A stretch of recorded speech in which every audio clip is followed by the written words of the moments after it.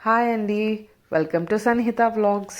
ఈరోజు నా ఫేవరెట్ పని చేస్తున్నా. నాకు బట్టలు వాష్ చేయడం, ఆరేయడం, ఫోల్డ్ చేయడం చాలా ఇష్టం. అంటే వాష్ చేయడం అంటే చేతులతో కాదు, వాషింగ్ మిషన్లోనే. రైనీ సీజన్లో ఒక్కరోజు ఎండ కొడితే మనకి ఎంత రిలీఫ్ అనిపిస్తుంది కదా, అన్ని బట్టలు ఉతికేసుకుంటాం.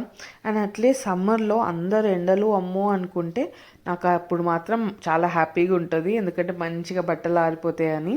అండ్ ఫోల్డింగ్ ప్రాసెస్ అయితే నాకు అదొక థెరపీ లాగా అనిపిస్తుంది. నాలో ఉన్న ఓసిడి అంతా సాటిస్ఫై అవుతుంది. అయితే నేను ఈ మధ్యలో ఒక విషయం విన్నా అండి, మన బట్టలు ఎవరికైనా ఇస్తే మన అదృష్టం పోతుందని. అదేందండి సిల్లీగా అదృష్టం పోతుంది దురదృష్టం వస్తుంది అని? అట్లేం కాదు.